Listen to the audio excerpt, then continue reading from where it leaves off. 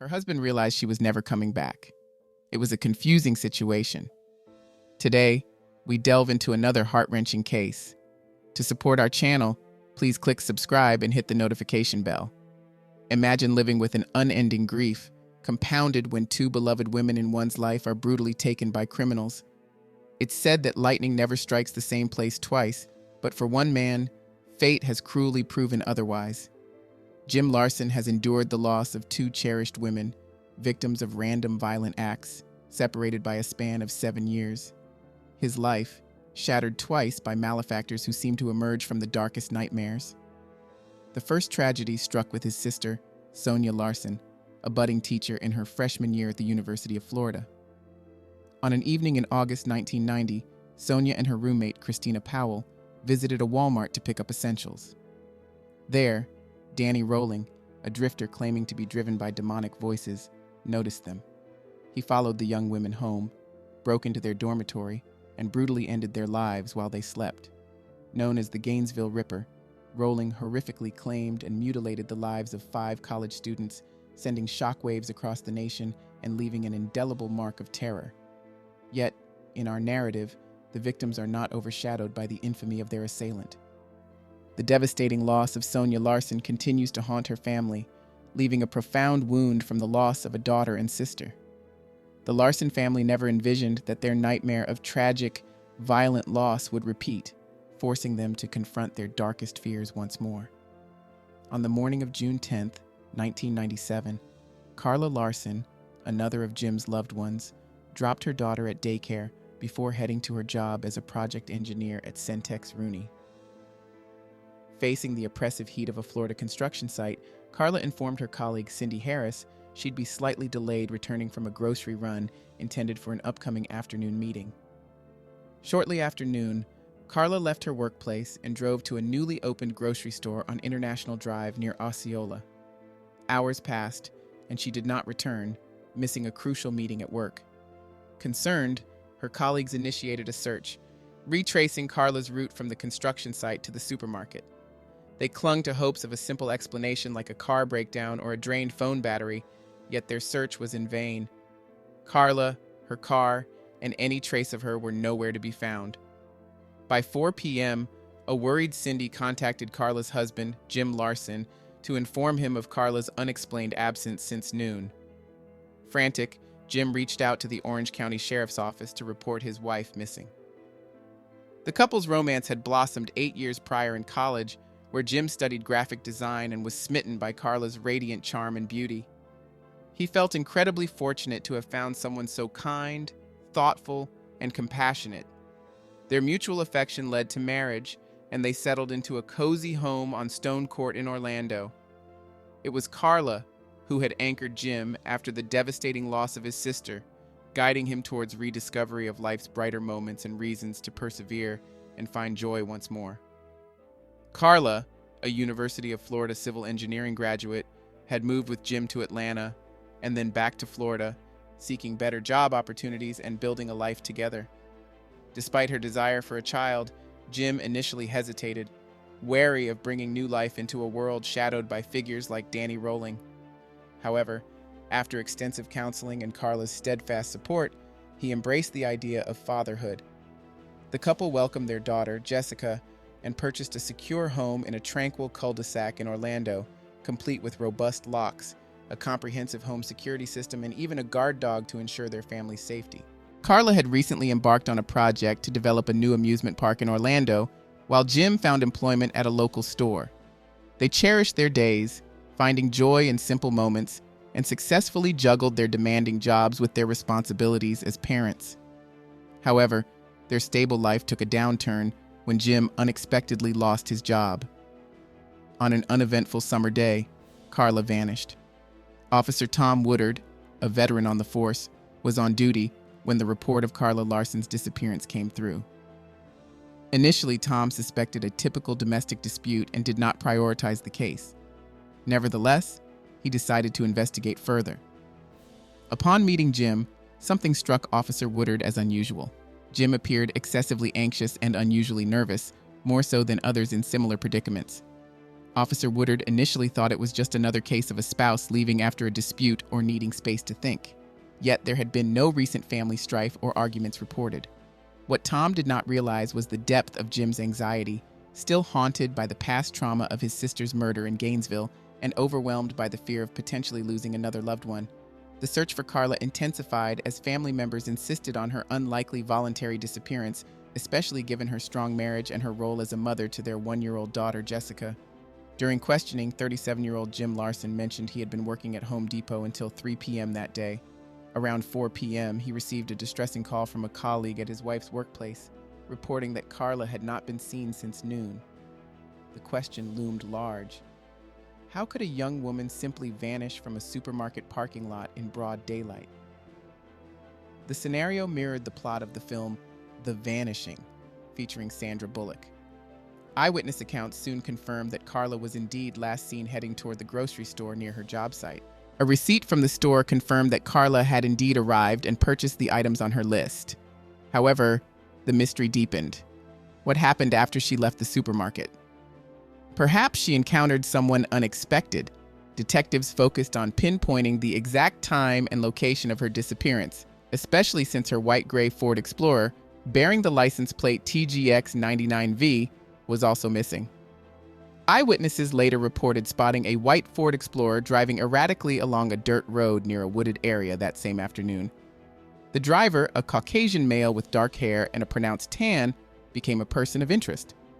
Based on descriptions, a composite sketch of the suspected abductor was circulated. Search teams were dispatched to the area, treating the vehicle as a potential crime scene. In Orlando, such incidents are rare, prompting a large turnout of volunteers to join the search for Carla. The community was rattled, particularly residents of College Park, where fear and anxiety spread rapidly. Volunteers distributed flyers in local grocery stores and at bus stops, hopeful for any lead. As the hours ticked by, search teams expanded their radius, increasingly desperate. A helicopter was employed to cover more ground. Throughout the 2-day search, both the homicide department and Carla's colleagues persisted, their hope of finding her alive dwindling with each passing minute. On the morning of June 12th, after relentless searching, a breakthrough came. 2 of Carla's co-workers, exploring the same area again, were drawn by an unusual odor. Jack, lighting a cigarette, noticed the wind shift, carrying the distinct scent towards them. They walked about 70 feet from where they parked, following the smell. At precisely 3:39 p.m., they made a grim discovery behind a bush in a swampy area, partially obscured by sand. What appeared to be a body covered by a towel took a moment to register. It was Carla Larson, tragically confirming the worst just 2 days after her disappearance. Carla's long blonde braid lay loosely down her back, her body undressed, and her head obscured by a blue towel. All her jewelry had been removed except for her wedding ring. As Jim Larson and his family conducted their own search nearby, they were approached by a police chaplain who broke the devastating news of the discovery in the woods. Despite the horrifying find, Jim appeared outwardly composed, a contrast so stark that the police found it puzzling. Consumed by a silent, emotional agony, Jim felt nothing. He was internally shattered. His stoic demeanor led the police to administer a polygraph test, suspecting his involvement in her tragic death. Local residents closely following the search efforts criticized Larson for his detached manner during the investigation. Unbeknownst to them, Jim was emotionally exhausted. The repeated trauma of loss had left him disbelieving and devastated. His health deteriorated. He stopped eating and sleeping, visibly wasting away with dark circles under his eyes. The police secured the crime scene, summoned the medical examiner, and assembled a team of investigators. The initial assessment suggested an assault had taken place, given the absence of her clothes and the selective disappearance of her jewelry, except for the wedding ring. Was it an assault, a robbery, or both? The criminal had stolen not just valuables, but a life. Confirming the identity of the body became a priority. However, the harsh Florida climate, intense heat, humidity, and subsequent rain complicated these efforts. Wildlife activity and insects had accelerated decomposition, altering the body's chemical properties and challenging the collection of viable DNA evidence. Despite these obstacles, The investigators were nearly certain the remains were Carla's, especially since her car was last spotted in the vicinity. Time was critical as they raced against the deteriorating conditions to gather conclusive evidence. The towel discovered with the body was recognized by Jim Larson. He confirmed it resembled one that had been in his wife's car. Carla's usual clothes and her handbag were also missing. The autopsy report, however, brought further dismay to the investigators. The advanced decomposition had obliterated any potential evidence that might lead to the perpetrator. The medical examination determined that Carla's cause of death was strangulation, though the evidence of a suspected assault remained inconclusive. The question arose, could a woman's life have been taken just for some jewelry and a car? With the body yielding no leads, the focus shifted to locating the missing vehicle, a white Ford Explorer with the license plate TGX99V, which might hold the crucial clues needed by the family and authorities. The vehicle's disappearance was publicized in the press and on television. After an anxious 2-week wait, a significant break came on June 26, 1997, at 11:23 p.m. A report of a truck ablaze in a vacant lot in Cocoa Beach was received. Curiously, the vehicle was black. As the flames subsided, it became evident that the black hue was neither soot nor ash, nor the vehicle's original color. In patches, the underlying white paint was visible, and the sloppy application of black spray paint on the tires indicated a hurried, amateurish paint job. The charred vehicle was transported to the police garage for forensic analysis. It was confirmed that the truck, found 62 miles from Orlando, was originally white and belonged to Carla Larson. From Jim, investigators learned that the vehicle had been fitted with a radar detector. Despite the extensive fire damage, the mount for this device was located, confirming the vehicle's ownership. With the car found, the investigation turned to locating the missing radar detector. The case seemed to stall until a surprising revelation about a love triangle emerged, providing the breakthrough needed to apprehend Carla's killer. In Central Florida, Carla Larson's vehicle was just one among hundreds, but a single phone call from a woman named Angel Huggins caught the detective's attention due to her unsettling story. On the day of Carla's disappearance, Angel and her family had arrived in Orlando. Despite traveling together, Angel left the city without her husband. She disclosed to Orange County detectives Cameron Wire and John Linner that what started as a family vacation quickly disintegrated into chaos, marked by substance abuse, violence, and betrayal. The turmoil peaked on June 9th at a motel near Disneyland when John Huggins nearly strangled Angel into unconsciousness after she refused his advances. The following morning, John left the motel on West Highway 192 and was absent until noon. He later showed up at Angel's mother's residence in Melbourne, driving a white truck eerily similar to the missing vehicle. Amidst their tumultuous divorce, Angel was incensed by John's ongoing affair with her sister Tammy. Further complicating matters, Angel revealed that John's friend, Kevin Smith, had allowed him to park the white SUV at his house for a few days. Intrigued by this lead, detectives visited Kevin's residence, but he was not home. His girlfriend, Kim Allred, answered the door and confirmed that the white Ford Explorer had indeed been parked there, frustrating her as it occupied her usual parking spot. In a moment of anger, she had accidentally crashed her small truck into the Explorer, leaving a dent and transferring white paint onto her vehicle. Collision specialists collected a paint sample from her truck and sent it for analysis to determine if it matched Carla's vehicle. This piece of evidence was crucial to establish Kevin Smith's potential role in the disappearance of Carla's car, as the matching paint on Kim's truck could link him directly to the case. The police were on the verge of proving that Carla's Ford Explorer had been parked at Kevin Smith's house, but to fully implicate him, they needed more information about who had been driving the SUV. Kevin Smith, who resembled the man in the sketch seen driving Carla's car, was reluctant to identify the driver.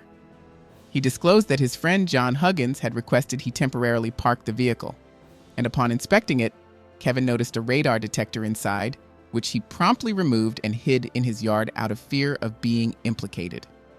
Kevin maintained his innocence regarding the vehicle's origin, insisting John Huggins was responsible for its placement.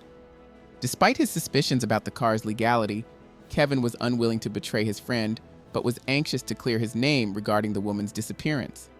He cooperated with the police, eventually handing over the radar detector he had hidden.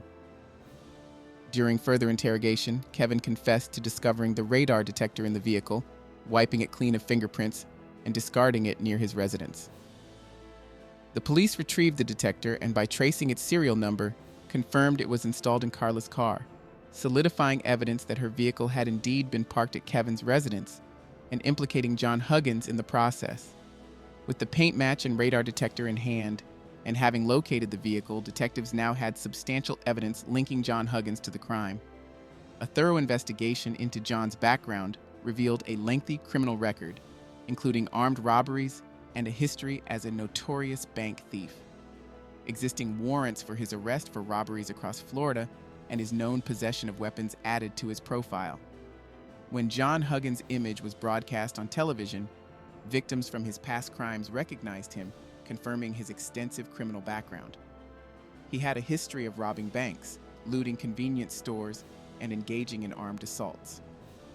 However, before proceeding with an arrest, the police were determined to solidify their evidence against him, particularly concerning the whereabouts of Carla's missing jewelry. To summarize, several pieces of jewelry, including diamond earrings, a garnet ring, a chain, and a pendant, were stolen from Carla.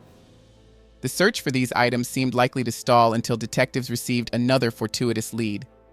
Angel Huggins called to report a chilling find that could potentially conclude the investigation and ensure the perpetrator was apprehended. She revealed that during a thorough search at her mother's house, they discovered one of the missing jewelry items belonging to Carla. Motivated by this lead, the police conducted 2 detailed searches of Angel's mother's property, including the shed, but initially found nothing incriminating.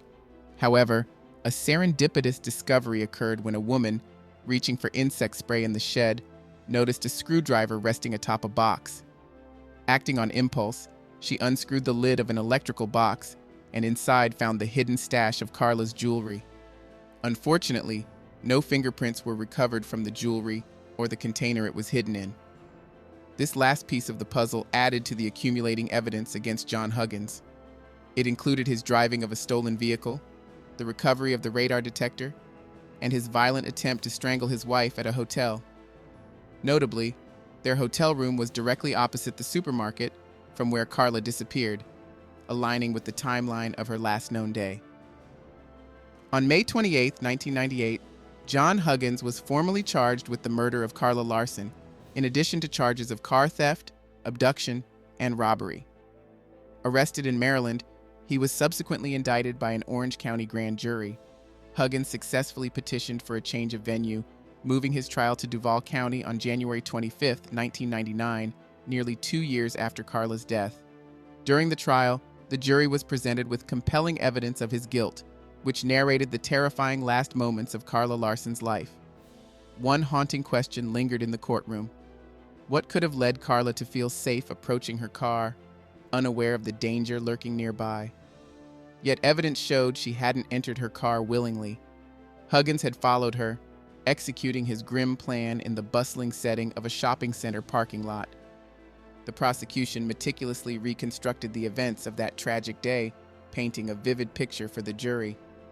After an argument with his wife, John Huggins was seething with anger and desperately sought an outlet to vent his frustrations. Spotting Carla Larson in the parking lot, he saw an opportunity for quick cash by targeting what he perceived as an easy victim. Carla, young, blonde, and visibly affluent, drew his attention. Huggins approached her, brandishing a gun, and coerced her into silent compliance as he forced her into her car. His initial plan was to steal the vehicle for later use. He drove her to a secluded wooded area, compelled her to exit the car, and demanded she undress, likely harboring intentions of assault. However, consumed by rage towards his wife, he found himself unable to proceed with the assault. Instead, his fury redirected at Carla, culminating in a violent outburst that ended her life. In his distorted perspective, resolving a marital dispute meant tragically ending the life of another woman, a wife and mother herself. Investigators, as per court documents, suspected that Carla had been assaulted, but this was never definitively established due to lack of concrete evidence. Unlike the notorious Danny Rolling, Huggins had never before committed a crime involving murder. His criminal history included domestic violence, armed robbery, and burglary, but not murder. He faced no charges for assault as the North Carolina prosecutor awaited results from forensic tests on biological samples collected at the scene. In July, post-arrest, Huggins declined to provide a DNA sample. Resourcefully, detectives offered him Marlboro Lights during a 2-hour interrogation, during which they collected 8 saliva-stained cigarette filters for DNA analysis. While the evidence remained circumstantial, the prosecution built a compelling case. At the trial, medical expert Dr. Shashi Gore testified that the body's advanced decomposition suggested it had been left undiscovered for approximately 2 days. The autopsy confirmed strangulation as the cause of death. On February 3, 1999, John Huggins was convicted of first-degree murder, vehicle theft, robbery, and abduction, bringing closure to a harrowing case. The jury, swayed by the gravity of the case, recommended the death penalty for John Huggins by a vote of 8-4, considering both aggravating and mitigating factors. Subsequently, the trial court sentenced him to death for the first-degree murder conviction. Despite maintaining his innocence, Huggins filed an appeal, which initially delayed his execution. On September 19, 2002, the court reaffirmed his sentence. The court acknowledged 5 aggravating factors that the jury had identified and considered 13 non-statutory mitigating factors. In addition to the death sentence, Huggins received 60 days for petty theft, 30 years for vehicle theft, and life imprisonment for abduction. He remained in Orange County Jail without bail, continuing to proclaim his innocence regarding the murder.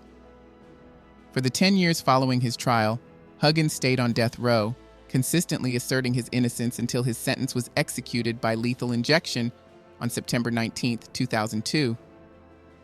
Reflecting on Carla Larson's tragic fate, it becomes evident that such a calamity could befall anyone. Carla was engaged in everyday activities, in a place where she should have felt safe. Jim Larson, forever marked by the tragedy, expressed that the pain never truly fades but must be endured. In a poignant interview he shared, "The love of my life is gone. Our story wasn't supposed to end this way. Carla and I embraced life fully. We went rafting, climbed mountains, hiked, and ran together. She always had such bright, happy blue eyes."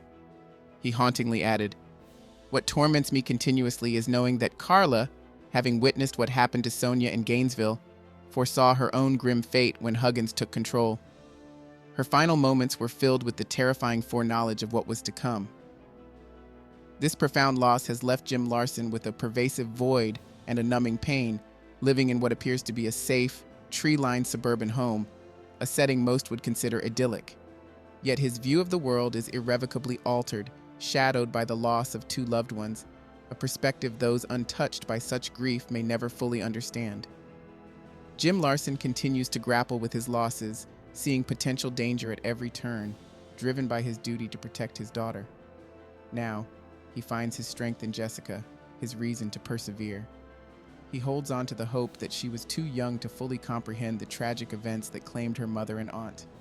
He prays fervently that she will never have to face such fear and horror again, clinging to the belief that after being struck by tragedy twice, misfortune will not visit his family a 3rd time.